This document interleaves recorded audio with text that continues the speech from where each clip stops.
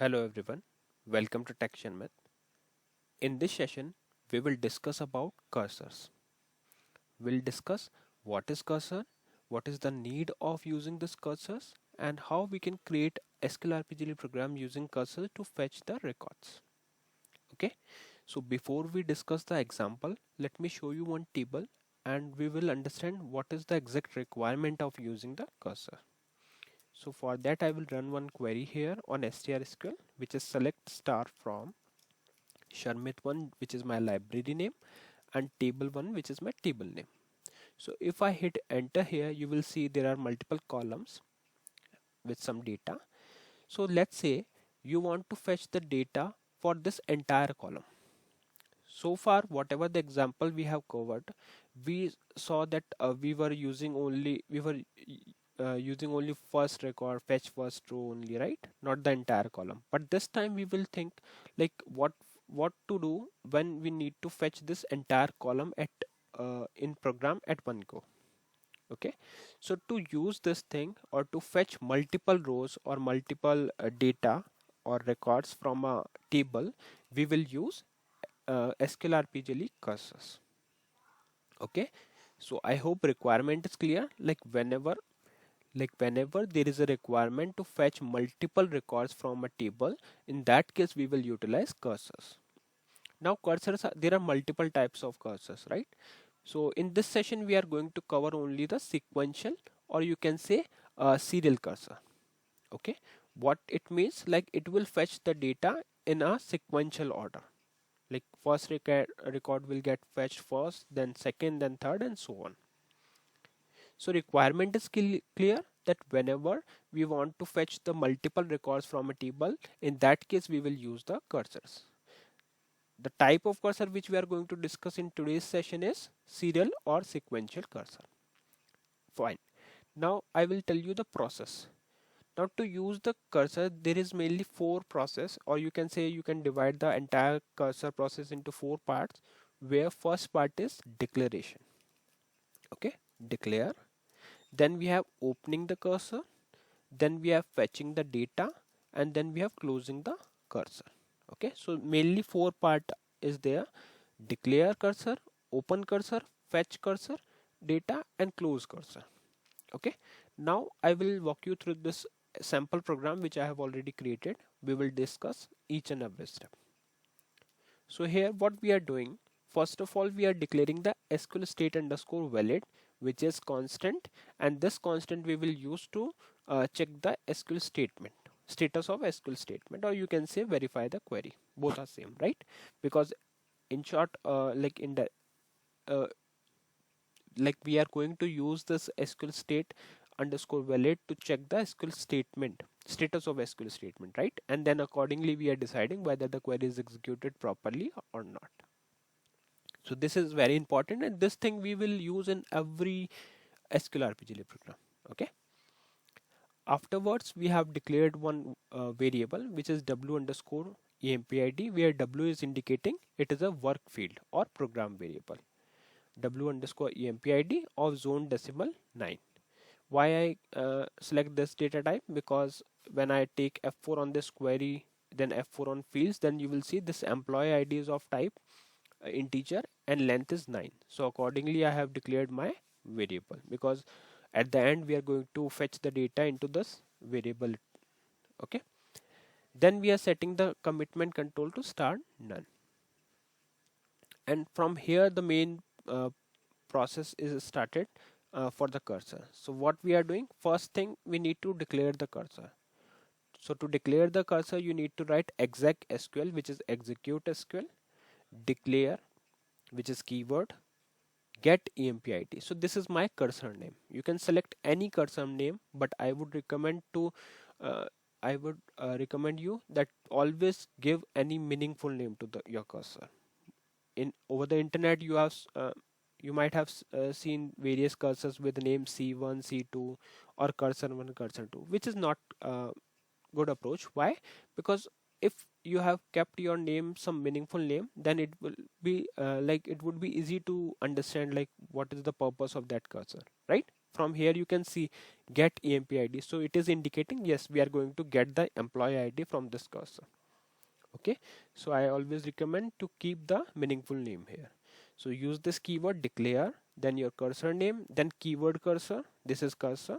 This thing you can change, but these keyword are fixed, like declare, then cursor name you can select anything, then this is again a keyword cursor for, and after that you have to write the exact query for which you want to fetch the data.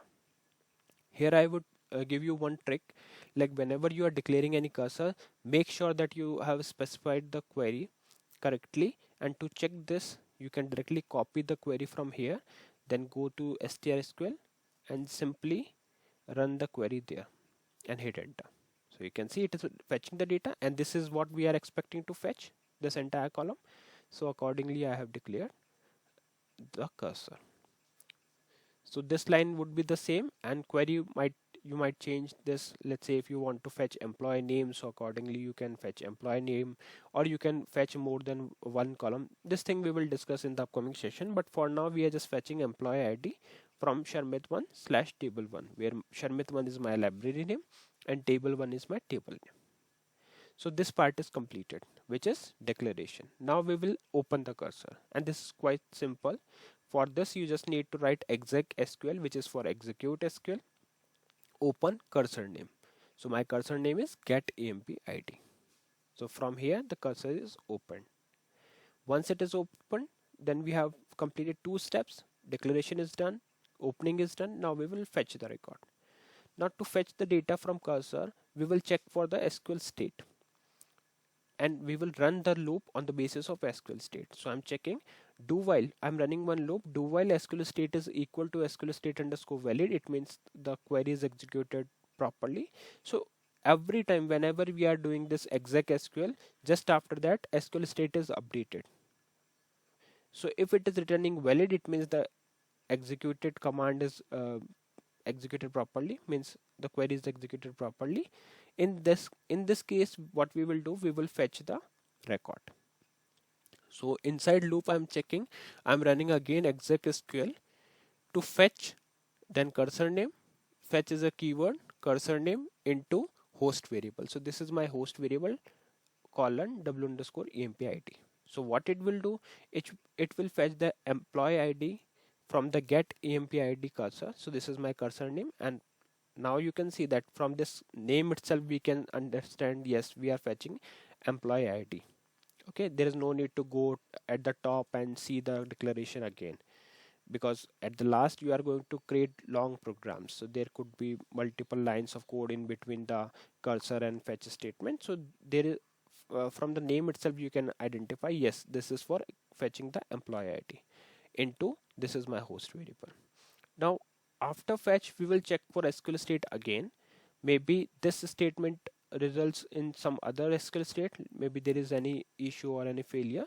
So we will check. If SQL state is not valid, then we will leave, else we will display the employee id, which is our host variable.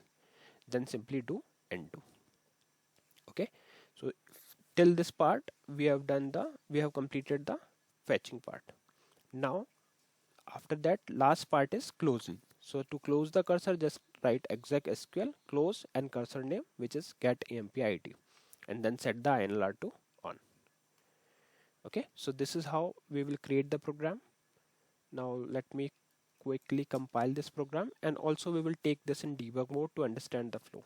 So take 14, then press F4 to compile it with source, press F10, do page down, select star source to compile it with source, and then you can put this program in debug mode. So I will write strdbg f4 program name, library name, then make this option star yes and this one also star yes, then hit enter. Once you hit enter, it will take some time, then we will set the breakpoint on line number 1. After setting the breakpoint, you can call your program, and you can step by step you can proceed to check the flow. Like debugging we have already covered many times, so if you are not aware, you can watch the complete session for debugging as well. There is a session you can find in the either in the digital book or in the playlist. So I have set this br1. Now press F10 and call your program. So once you call your program, you will see the press F10. Once you press F10, it will directly take you to this opening portion. It is not showing this declaration part, because if you have declared, it means it is executed and cursor directly moved to this exec SQL portion for opening cursor. Press F10.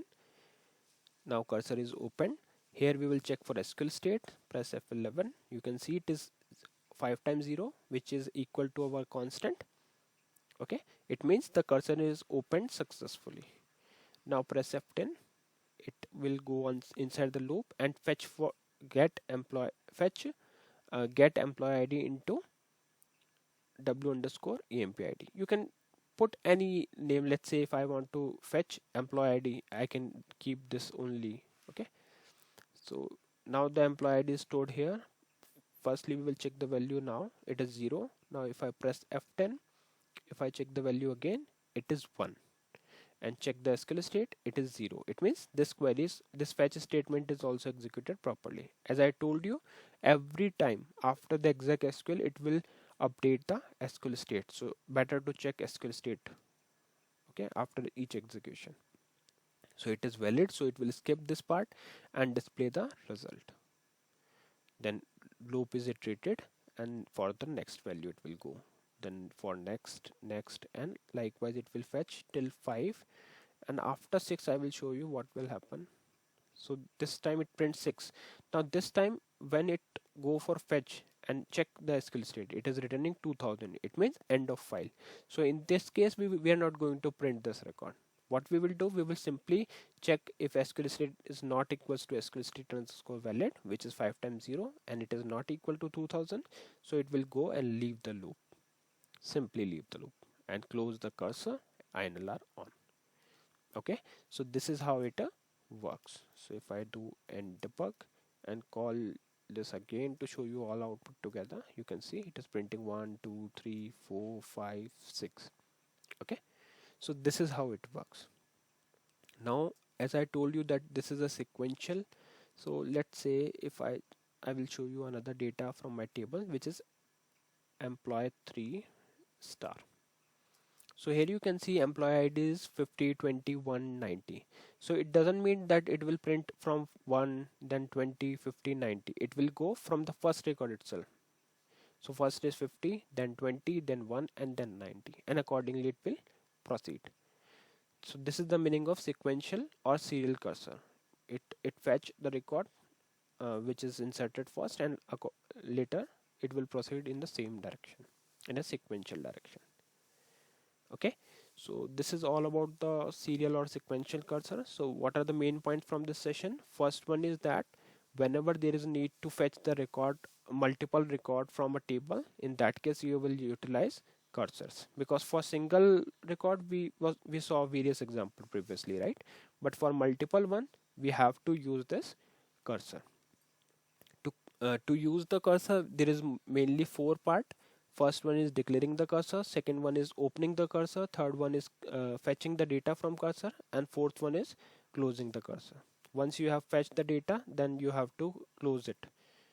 So this is how the process of cursor works, and mainly it is used in projects in order to fetch the multiple record from the tables. So yeah, that's all for this session. I hope it is clear to all of you. In the next session we will discuss few more things. So thank you for watching Tech Sharmit.